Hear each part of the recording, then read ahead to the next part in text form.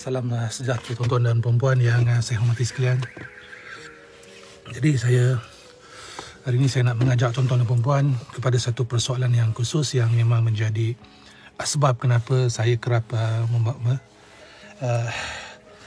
membuat video yang berkaitan tentang akhir zaman, iaitu tentang penyatuan. Bagaimana kita nak menyatukan umat manusia kepada satu perjalanan yang berteraskan kepada Al-Quran dan Sunnah. Tuan-tuan dan puan-puan yang saya hormati sekalian, kehidupan kita adalah sementara, sebagaimana yang telah dan kerap saya nyatakan dahulu, bahawa kehidupan ini adalah untuk satu perjalanan yang menentukan hala tuju kita pada masa yang akan datang. Yakni bila kita kembali kepada Allah Subhanahu Wa Taala, maka kita akan ditanya dengan persoalan-persoalan yang telah kita lakukan, apa yang kita laksanakan semasa kita hidup di dunia.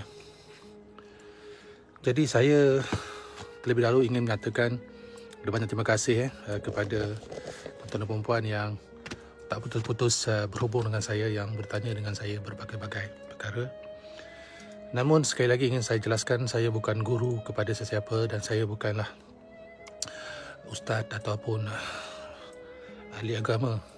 Saya adalah seorang saintis yang sentiasa mencari jawapan-jawapan kepada banyak perkara berteraskan kepada Al-Quran dan Sunnah Rasulullah Sallallahu Alaihi Wasallam. Jadi tuan-tuan dan puan-puan, kita balik semula kepada persoalan penyatuan. Pertama sekali harus diperjelaskan di sini, kita mesti mempunyai satu asas ataupun dasar ataupun satu pegangan yang tidak boleh ada perubahannya, mesti ada ketetapannya.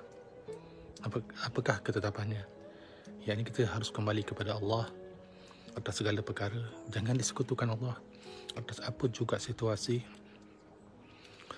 dan taatlah perintah Rasulnya, yakni perintah Rasulullah Sallallahu Alaihi Wasallam.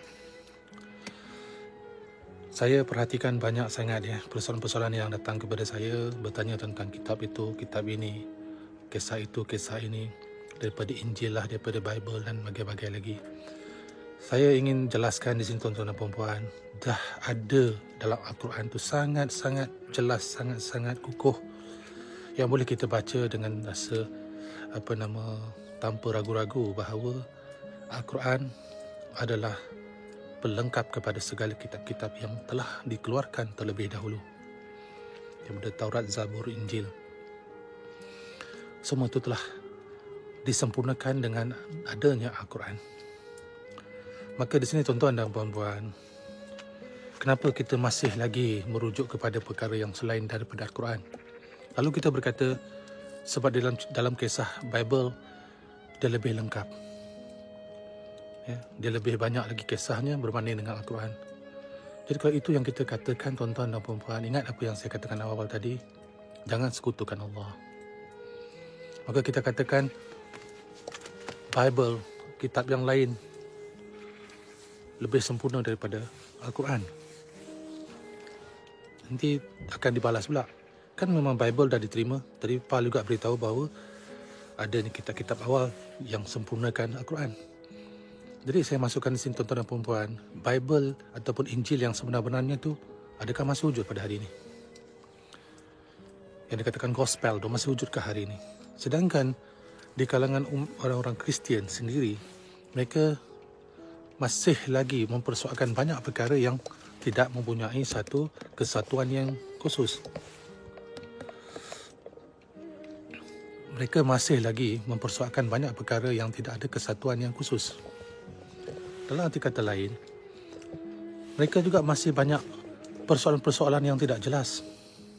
Banyak perkara-perkara yang tidak lengkap dalam apa yang mereka pegang tentang Bible yang mereka katakan itu benar.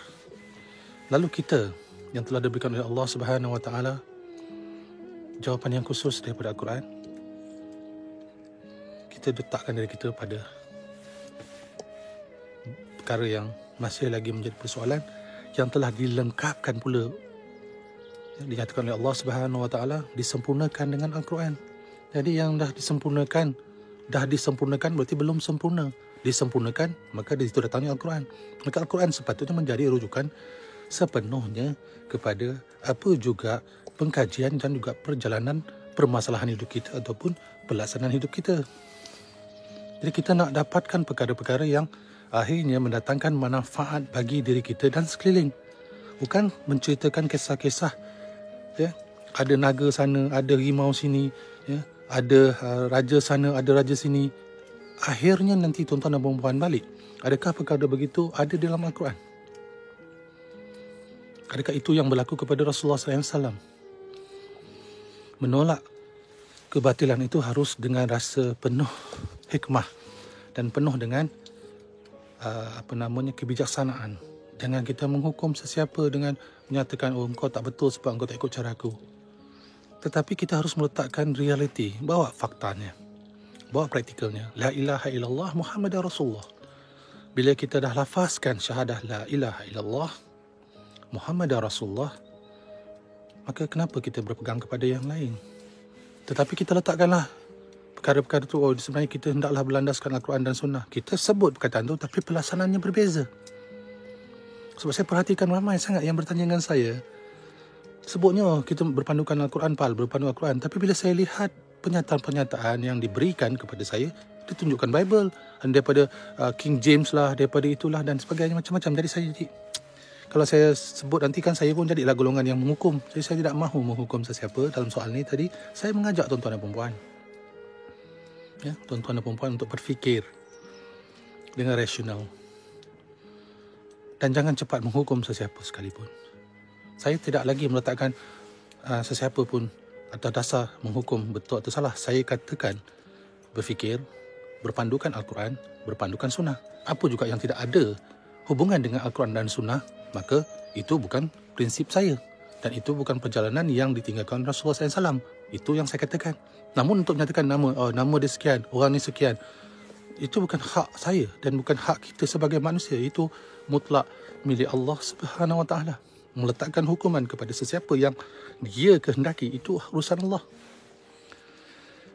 Tuan-tuan dan puan-puan, kita nak makan pun kita perlukan persiapan. Kita kena ada bahan dia, ya, kita ada dapurnya, kita ada periuknya, kita ada kualinya, kita ada minyak dan macam-macam.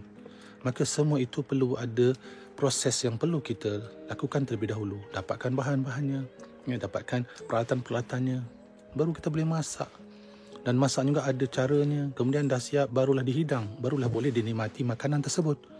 Maka kehidupan kita adalah satu proses yang memerlukan gabungan dengan semua perkara.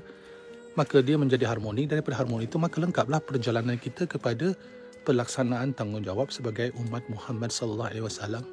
Lebih-lebih lagi kita berada di akhir zaman.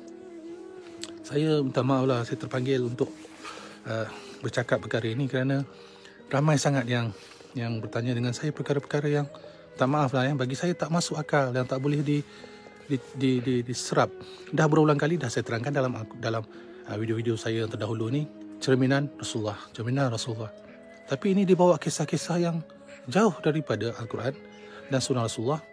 Tetapi yang saya herannya, ramai sangat yang boleh percaya cerita sedemikian.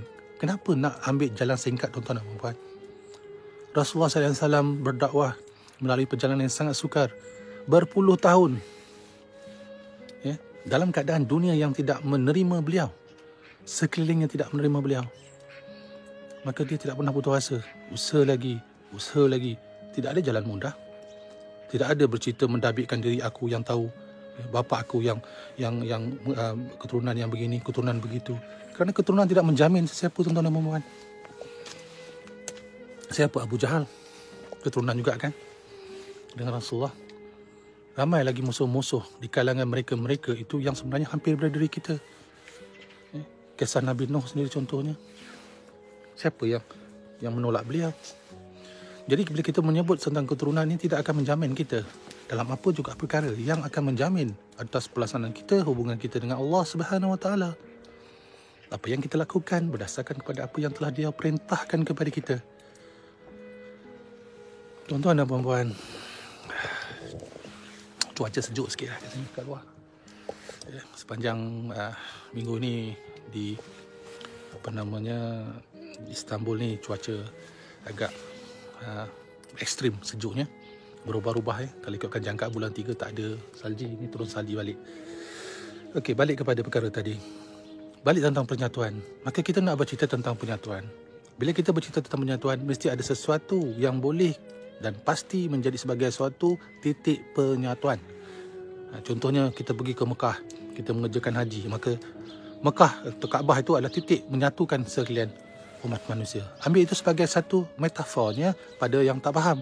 Bagi yang faham, itu bukan berarti kita menyembah Mekah atau menyembah Kaabah. Itu adalah satu titik yang menyatukan semua umat manusia. Daripada berbagai-bagai bangsa, berbagai-bagai budaya latar belakang, mereka telah disatukan dengan satu ibadah, yakni haji.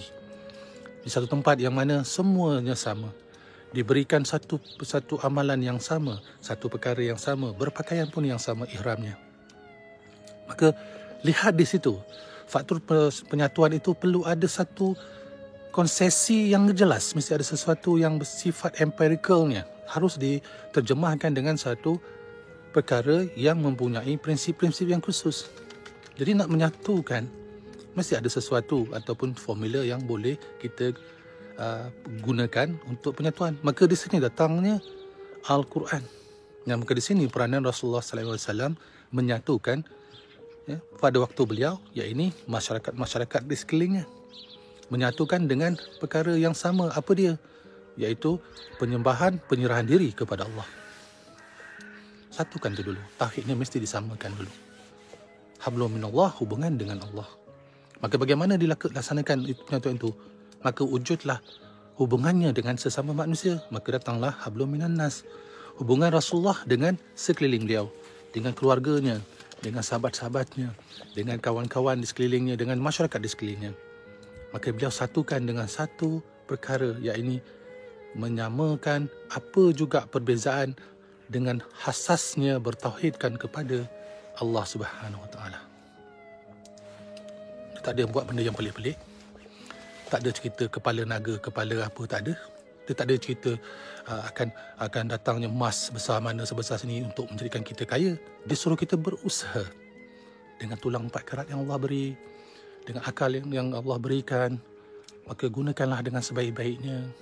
Jangan mengharapkan sesuatu yang bersifat ajaib datang kepada kita. Kerana sesungguhnya jari kita, tangan kita ni pun dah ajaib, tuan-tuan dan puan-puan. Allah jadikan dah ajaib. Mata kita tu ajaib. Telinga kita tu ajaib, boleh mendengar. Hidung kita boleh menghidu. Lidah kita boleh berada pada posisi yang tepat. Masa makan tak dikunyah. Masing-masing ada peranan, masing-masing ada tempat bagaimana ia berfungsi. Maka di sini, tuan-tuan dan puan-puan, segala-galanya tentang manusia itu adalah keajaiban daripada Allah. Apa lagi yang nak kita cari? Apa lagi yang nak kita fikirkan? Melainkan hanya la ilaha illallah Muhammadar Rasulullah. Ini dah akhir zaman, tuan-tuan dan puan-puan. Tuan-tuan dan puan-puan nak cari apa lagi? Nak cari keajaiban apa lagi? Rasulullah dah tinggalkan kita keajaiban yang sangat besar, yakni Al-Quran. Itu yang akan menyatukan umat manusia. Yang akan menyatukan manusia di akhir zaman adalah perkara yang sama yang menyatukan permulaan zaman Islam sewaktu Rasulullah SAW, iaitu turunnya wahyu. Maka apabila sampai kepada akhir zaman tidak ada wahyu lagi, tetapi dah ditinggalkan kepada kita, dan dah tinggalkan kepada kita, dan ia telah pun disempurnakan oleh Rasulullah SAW dan diserahkan kepada kita. Maka dengan cara itu kita dapat menyatukan semula umat manusia. Tuan-tuan dan puan-puan, tanya dengan Masa Bayu, bagaimanakah kita nak satukan umat manusia? Tidak ada cara lain, tuan-tuan dan puan-puan. Balik kepada Allah dan balik kepada Rasulullah. Tidak ada cara lain, tidak ada pendekatan lain, tidak ada kitab-kitab lain, tidak ada apa benda yang boleh menyatukan umat manusia, emas ke, harta benda ke, atau kekuasaan apa sekalipun, kerana itu tidak ada sebesar zarah pun keuntungannya di sisi Allah Subhanahu Wa Taala, dan tidak akan mampu menyatukan umat manusia. Yang mampu menyatukan kita semua di akhir zaman adalah dengan mengembalikan diri kita kepada perjalanan yang telah dibawa, dijalankan dan dilaksanakan dan ditinggalkan kepada kita oleh Rasulullah SAW. Gunakan dengan sejelas-jelasnya, laksanakan dengan sejelas-jelasnya apa dia sifat Rasulullah, Ya. Sidik, amanah, tabligh, fatanah. Itu sifat yang telah ditunjukkan kepada kita.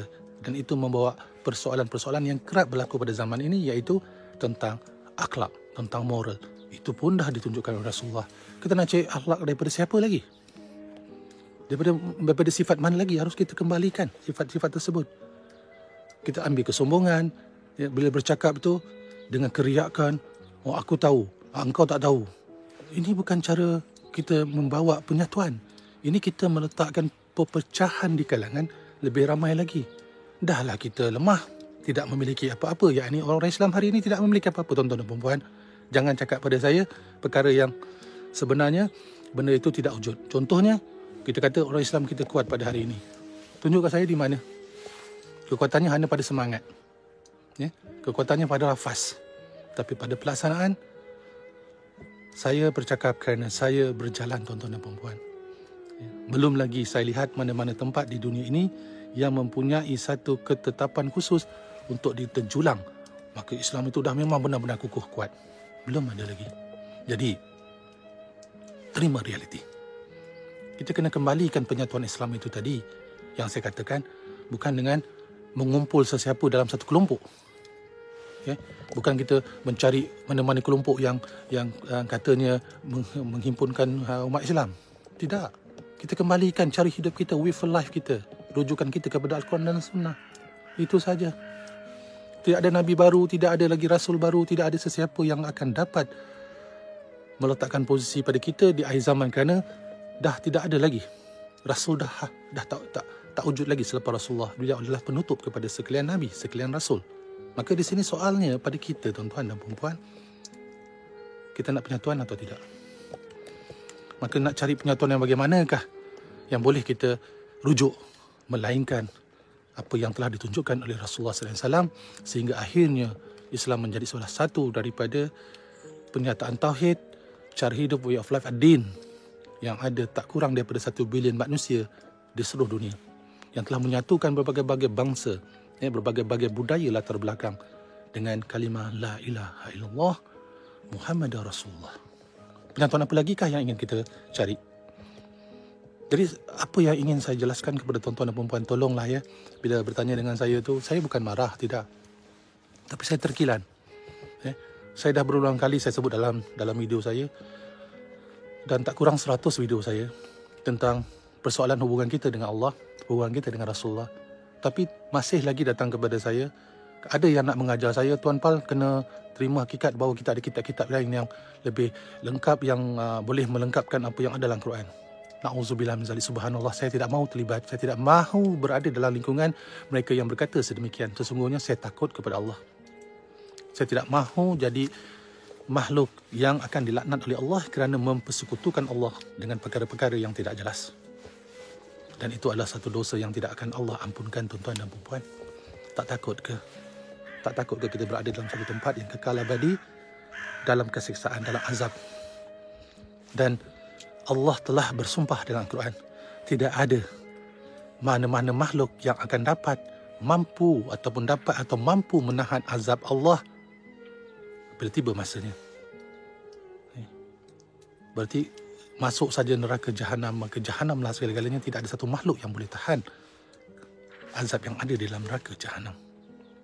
Dan tuan-tuan dan puan-puan, balik kepada persoalan penyatuan, saya bercerita tentang Imam Mahdi, saya bercerita tentang akhir zaman.